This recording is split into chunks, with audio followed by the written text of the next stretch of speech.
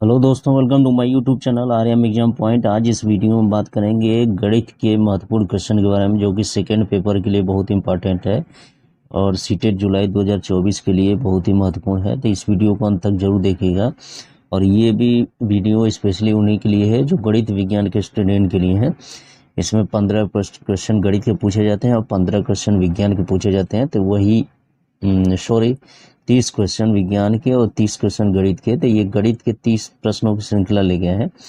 इसमें इस वीडियो को अंत तक जरूर देखिएगा। पहला इसमें प्रश्न है 91 कि घातों 2 के घाते 2 यानी 4 बार है। 2 के घाते 2 ब्रैकेट के बाद 2 घात है। 2 के घाते 2 का सरलतम रूप है। इसमें सरलतम रूप पहचाना है तो इसको क्या लिख सकते हैं, जो पहला वाला है इसका घात 1 में गुणा हो जाएगा तो कितना लिख सकते हैं, इसको 2 घाते 16 लिख सकते हैं। फिर ये वाला है, इसको ब्रैकेट वाले को क्या लिख सकते हैं, 2 के घाते 2 यानी 4 लिख सकते हैं। और उसके घाते कितना हो जाएगा, ऊपर घात को गुणा हो जाएगा तो 4 हो जाएगा। फिर इसमें ब्रैकेट में कितना लिख सकते हैं, 2 घाते 2 है यानी कितना हो जाएगा, 16 हो जाएगा। और उसके घाते कितना हो जाएगा, 2 हो जाएगा। यानी कौन सा विकल्प सही होगा, पहला वाला इसका विकल्प सही हो जाएगा। फिर 92 आते हैं, व्यंजक x square minus 2xy plus y square minus z square के गुणनखंड है। तो ये जो है ये स्क्वायर हो गया किसका, एक्स माइनस वाई का होल स्क्वायर हो गया। अब माइनस ये वाला जेड स्क्वायर ये है, ये वर्गांतर वाला फार्मूला लग जाएगा, ए स्क्वायर माइनस बी स्क्वायर। तो एक में क्या होगा, माइनस वाला हो जाएगा और दूसरे ब्रैकेट में क्या हो जाएगा, प्लस वाला। यानी क्या हो जाएगा, x minus y plus z. तो इस तरह से विकल्प के हिसाब से देखेंगे तो कौन सा ऑप्शन सही होगा, दूसरा वाला विकल्प सही होगा। नेक्स्ट आते हैं 93, यदि A X square plus B X plus C बराबर 0 यक्स में एक सर्वसंख्या है तो इसमें कौन सा विकल्प सही होगा, इसमें पहचाना है। किसके लिए सर्वसंख्या संतुष्ट होगी, तो में चौथे के लिए होगी, ए बराबर बी बराबर 0 बराबर सी बराबर 0। यानी ए और बी सी तीनों का वैल्यू 0 होगा तो उसके लिए ये सर्वसंख्या संतुष्ट होगी। यानी 93 का चौथा ऑप्शन सही हो जाएगा। 94 प्रश्न, एक भिन्न है जिसका अंश हर से 2 कम है, यदि इसके अंश में से 2 घटा दिया जाए और हर में 2 जोड़ दिया जाए तो इस प्रकार प्राप्त नई भिन्न 1/3 हो। 3 है तो प्रारंभिक भिन्न है। इसमें क्रॉस चेक करके इसका जवाब दे सकते हैं। तो इसमें क्रॉस चेक करेंगे तो तीसरा वाला इसमें विकल्प सही होगा, यानी 5/7। 5/7 में देखेंगे तो इसका अंश क्या है, हर से 2 कम भी है और इसके अंश में यदि 2 घटा दिया जाए, अंश में यदि 2 घटा दें और हर में 2 जोड़ दिया जाए तो भिन्न कितनी हो जाएगी, ऊपर हो जाएगा 3 और नीचे कितना हो जाएगा 9। इसको सॉल्व करेंगे सिंप्लीफाई तो 1/3 हो जाएगा। तो इस तरह से ये कौन सा विकल्प सही हो जाएगा, तीसरा विकल्प इसके लिए सही हो जाएगा 94। नेक्स्ट आते हैं 95, यदि x square x power 4 minus y power 4 को एक्स माइनस वाई से भाग दें तो भागफल और शेषफल क्रमशः होंगे। तो इसमें क्या होगा कि एक्स माइनस वाई से भाग देंगे तो इसमें शेषफल जो वो हमेशा शून्य मिलेगा, लेकिन भागफल कौन सा होगा, ये पहला वाला इसका विकल्प से होगा। 95 का कौन सा, पहला। इसको बकायदे एक्स पावर 4 माइनस क्या हो जाएगा, वाई पावर 4, इसमें डिवाइड करेंगे किससे, एक्स माइनस वाई से। तो ये वाला भागफल हो जाएगा कितना, x cube plus x square y plus x y square plus y cube, इतना भागफल हो जाएगा और शेषफल कितना हो जाएगा 0। और 96 प्रश्न आते हैं, यदि किन्हीं दो संख्याओं a तथा b का समांतर माध्य है तथा गुणोत्तर माध्य बराबर है तो समांतर माध्य क्या होगा, a प्लस बी बटे 2 हो जाएगा और गुणोत्तर माध्य क्या होगा, √ab हो जाएगा। ये बराबर दे रहा है तो a और b में क्या संबंध होगा, इसको सॉल्व कर सकते हैं। यहाँ से दोनों तरफ का स्क्वायर कर देंगे तो कितना हो जाएगा, a प्लस बी का होल स्क्वायर बराबर हो जाएगा, उधर को हो जाएगा 4ab हो जाएगा। अब इसको करेंगे तो A square plus B square plus कितना हो जाएगा 2ab बराबर उधर कितना है 4ab हो जाएगा। तो ये इसको सॉल्व करेंगे तो A square plus B square minus 2ab हो जाएगा, बराबर क्या हो जाएगा 0। अब ये a माइनस बी का होल स्क्वायर हो जाएगा, तो दोनों तरफ घनमूल लेंगे तो a माइनस बी बराबर 0 हो जाएगा, यानी a बराबर b आ जाएगा। यहाँ से तो कौन सा विकल्प सही होगा, 96 का चौथा विकल्प सही हो जाएगा। नेक्स्ट आते हैं 97, 48,000 का 10% की दर से 1/1/2 वर्ष का चक्रवृद्धि ब्याज का होगा यदि ब्याज की दर 6 महीने के हिसाब से लगाई जाए। तो चक्रवृद्धि ब्याज पूछ रहा है इसमें, तो इसको कैसे सॉल्व करेंगे। जो फार्मूला चक्रवृद्धि मिश्र धन बराबर हम लोग जानते हैं ए बराबर पी कोष्ट में 1 प्लस आर बटे कितना हो जाएगा 100 पावर कितना n, इसी में रख देंगे पी का वैल्यू कितना आ जाएगा 48,000, 1 प्लस आर का वैल्यू कितना है 10 है बटे कितना हो जाएगा 100, इसके घाते कितना हो जाएगा 6 महीने पर, प्रत्येक 6 महीने के हिसाब से लगाया जाता है ब्याज दर, तो 1.5 वर्ष है तो कितना हो जाएगा 3 छमाही इसमें आएगा, तो n का वैल्यू कितना हो जाएगा 3 हो जाएगा। यहाँ से चक्रवृद्धि मिश्र धन आएगा, फिर उसमें से 48,000 घटा देंगे तो चक्रवृद्धि ब्याज आएगा। तो उसको सॉल्व करने पर देखेंगे तो इसका आंसर ये आएगा 7,566 रुपये आएगा, दूसरा विकल्प सही हो जाएगा। 98, एक दुकानदार किसी वस्तु का अंकित मूल्य जिसका वास्तविक मूल्य 100 रुपये है 10% बढ़ाकर अंकित करता है, वह उस वस्तु पर 10% कमीशन देकर ग्राहक को बेचता है, तो उसने वह वस्तु कितने रुपए में बेची। तो 100 रुपये है 10% बढ़ाकर अंकित करता है तो कितना हो जाएगा 110 रुपये हो जाएगा।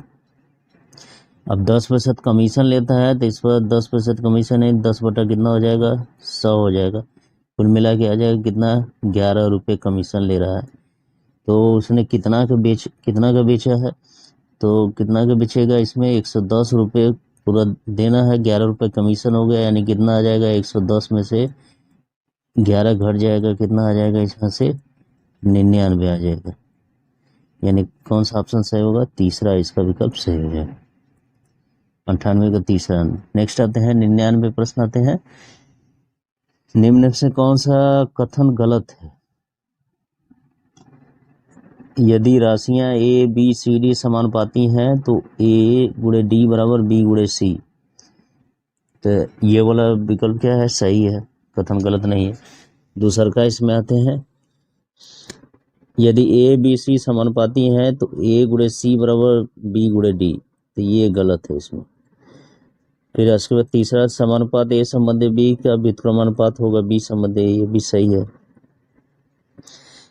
चौथा, यदि राशियां ए बी सी डी गुणोत्तर श्रेणी में है तो बी स्क्वायर बराबर ए सी, ये भी सही है। यानी कौन सा गलत है, तो गलत पहचाना है, तो 99 का दूसरा इसमें ऑप्शन सही हो जाए।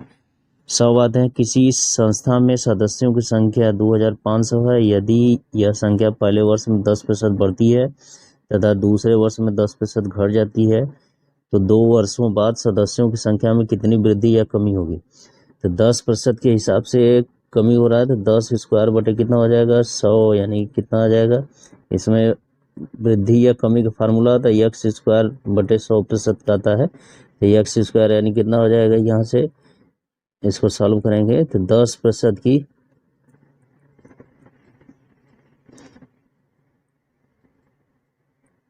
10% की इसमें क्या होगा 10 का स्क्वायर ये आ जाएगा 1% आ जाएगा, 10 का स्क्वायर बटे 100 बराबर कितना आ जाएगा, तो 1% की हमेशा कमी होगी, तो ध्यान रखना इसमें।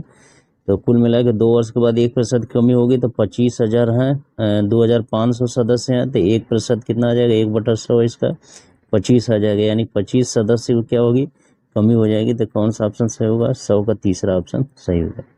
नेक्स्ट आते हैं 101 प्रश्न पाते हैं, 2 बिंदुओं ए और बीच की दूरी 50 मीटर है, ए और बी के बीच की दूरी कितना दिया है, यहाँ पर ए बिंदु है और यहाँ पर कितना है बी है, इनके बीच की दूरी दिया है कितना 50 मीटर दिया है। 2 कारें यक्स तथा वाई चलती है, यदि यक्स की गति यक्स यहाँ से चलता है उसकी गति दिया है कितना 10 मीटर प्रति सेकेंड दिया है,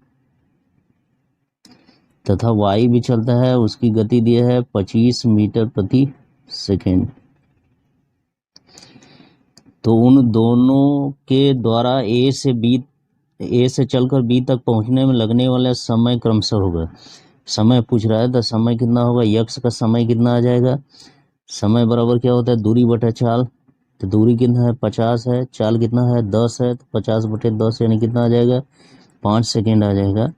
और वाई का कितना होगा दूरी बटे चाल, यानी दूरी 50 है, चाल कितना है 25 है, कितना आ जाएगा 2 सेकेंड आ जाएगा।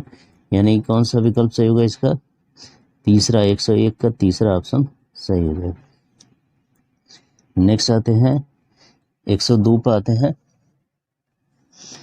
13,260 को राम और श्याम में इस प्रकार विभाजित करें कि यदि राम को 11 रुपये मिले तो श्याम को 15 रुपये, तो इस प्रकार विभाजन में राम और श्याम को क्रमशः मिलेंगे। तो एक को 11 रुपये मिले, एक को 15, यानी उनका अनुपात कितना हो 11 संबंध 15। तो राम को कितना रुपया मिल जाएगा, तो उसका 11 है तो 11 बटे कितना हो जाएगा, यहाँ योगानुपात कर देंगे 11 प्लस कितना 15 गुणे कितना हो जाएगा पूरा कितना है 13,260 रुपये है। श्याम को कितना मिल जाएगा, श्याम का हिस्सेदारी कितना है 15 है, तो 15 बटे कितना हो जाएगा 11 प्लस 15 गुणे 13,260 रुपये आ जाएगा। अब ये दोनों को सॉल्व करेंगे तो इसका आंसर आ जाएगा, तो इसका कितना आ जाएगा, इसका सॉल्व करेंगे राम का तो आएगा 5,610 रुपये आ जाएगा, और जो श्याम है उसका आ जाएगा 7,650 रुपये। सॉल्व करने पर आ जाएगा, यानी इस तरह से कौन सा विकल्प सही होगा 102 का दूसरा विकल्प सही हो जाएगा। नेक्स्ट आते हैं 103 प्रश्न पाते हैं। निम्न में से कौन सा कथन असत्य है, किसी त्रिभुज पहला दिया किसी त्रिभुज की माध्यिकाओं का परिच्छेद बिंदु केंद्रक कहलाता है, तो ये तो सत्य है इसमें। दूसरा किसी त्रिभुज में शीर्ष से सामने वाली भुजा पर डाले गए लंबों का प्रतिच्छेद बिंदु लंब केंद्र कहलाता है, ये भी सत्य है। फिर इसके बाद आते हैं तीसरा किसी त्रिभुज में तीनों कोणों के समद्विभाजक एक बिंदु पर मिलते हैं, ये भी सही है। चौथा इसमें आते हैं किसी त्रिभुज में भुजा की माध्यिका इस भुजा पर लंब होती है एवं उसे समद्विभाजित करती है, ये गलत है वाक्य, यानी कौन सा असत्य इसमें कथन है, चौथा इसका 103 का चौथा आ जाए। 104 प्रश्न पाते हैं। निम्न में से कौन सा कथन दो त्रिभुजों की सर्वांग समता के लिए सत्य नहीं है, पहला दिया एक त्रिभुज की तीनों भुजाएं क्रमशः दूसरे त्रिभुज की तीनों भुजाओं के बराबर हो, तो ये तो सत्य है सरसमता के लिए। दूसरा एक त्रिभुज की दो भुजाएं एवं उनके बीच का कोण दूसरे त्रिभुज की दो भुजाएं एवं उनके बीच के कोण के बराबर हो, तो ये भी सही है सरसमता की शर्त। तीसरा इसमें एक त्रिभुज की दो कोण और उनके बीच की भुजा दूसरे त्रिभुज के दो कोण और उनके बीच की भुजा के बराबर हो, ये भी सरसमता शर्त है। चौथा आते हैं एक त्रिभुज की तीनों कोण दूसरे त्रिभुज के तीनों कोण के बराबर हो, तो ये सर्वसमता का नहीं है, समता का है, सर्वांग समता का ये शर्त नहीं है, यानी ये सत्य नहीं है, तो 104 का चौथा इसका विकल्प सही हो जाए। नेक्स्ट आते हैं 105 प्रश्न आते हैं किसी त्रिभुज का प्रत्येक कोण यदि 180 अंश से कम हो तो उस चतुर्भुज को कहते हैं अवतल, उत्तल, समांतर, समचतुर्भुज। तो किसी चतुर्भुज का प्रत्येक कोण यदि 180 से कम है तो उसे क्या कहते हैं, उसे उत्तल चतुर्भुज कहा जाता है, यानी 105 का दूसरा विकल्प सही हो जाए। नेक्स्ट आते हैं 106 प्रश्न आते हैं।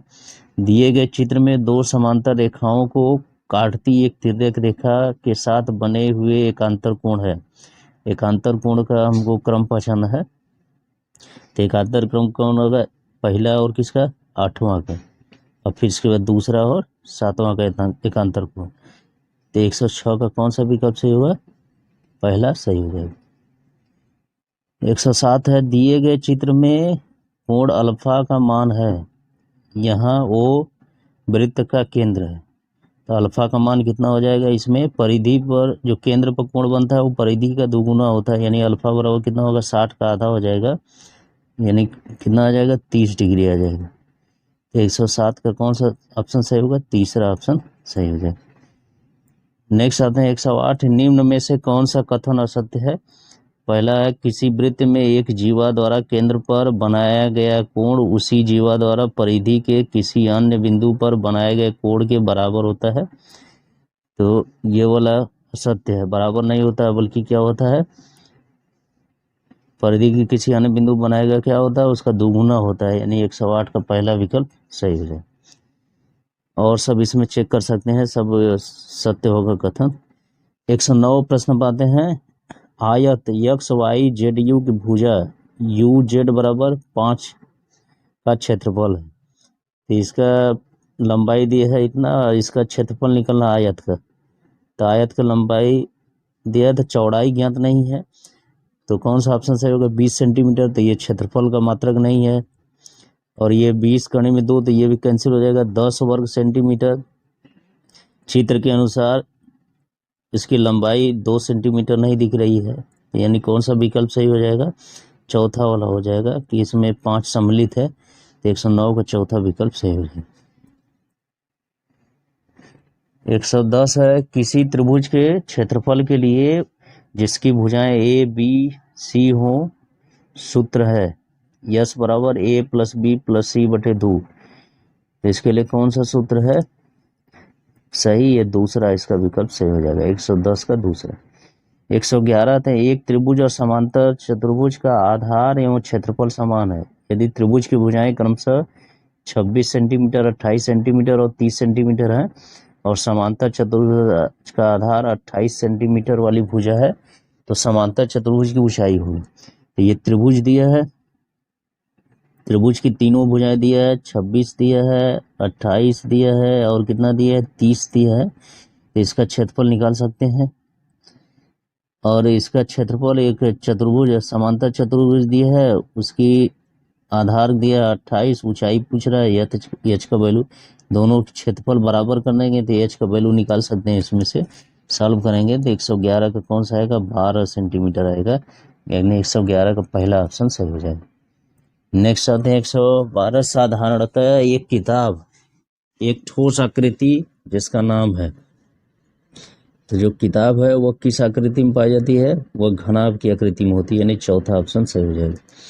113 है राम एक ठोस घन बनाना चाहता है जिसकी भुजाएं 15 सेंटीमीटर हो, इसके लिए 5 सेंटीमीटर वाले भुजा वाले कितने घनाकार टुकड़े की आवश्यकता होगी। तो घन का आयतन होता है ए क्यूब होता है, तो ए क्यूब बराबर कितना हो जाएगा, 5 घन बनाना है तो 5 ए डैश क्यूब हो जाएगा। तो ए क्यूब इसमें मान लीजिए कि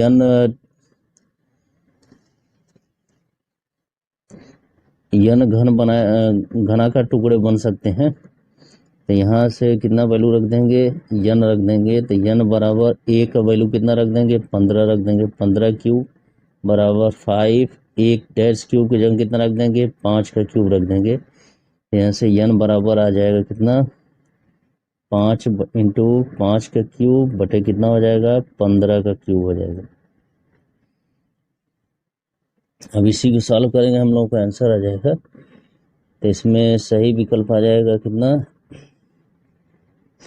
3 का 15 को 3 5 करेंगे तो 5 कट जाएगा, यहाँ 3 बच जाएगा, तो कितना आ जाएगा, इसमें 27 आ जाएगा इसका आंसर। तो कौन सा विकल्प सही होगा, 113 का तीसरा विकल्प इसका सही हो जाएगा। 114 आते हैं, इसमें एक समकोणीय वृत्तीय बेलन का आयतन एवं वक्र पृष्ठ का क्षेत्रफल है, इसमें कौन सा क्षेत्रफल होगा, ये वाला सही फार्मूला है, क्षेत्रफल पाई आर स्क्वायर है, वक्र पृष्ठ का क्षेत्रफल 2 पाई आर एच, यानी 114 का दूसरा विकल्प सही हो जाएगा। 115 आते हैं, पाई का मान नीचे दिया हुआ है, दशमलव के बाद सबसे ज्यादा और सबसे कम बार आने वाला अंक क्रमशः है।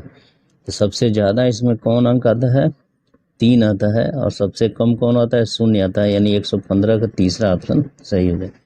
116 आंकड़ों को लेखाचित्र द्वारा प्रदर्शित करने की वह विधि जिसमें आंकड़े उन आयतों द्वारा प्रदर्शित किए जाते हैं जिनका आधार x अक्ष हो, जिनके आधार क्रमशः चौड़ाई के हों तथा 2 आयतों के बीच में छोड़ा गया स्थान बराबर हो, कहलाता है आयत चित्र, हिस्टोग्राम, बारंबारता बहुभुज, स्तंभ ग्राफ, उपयुक्त में से कोई नहीं।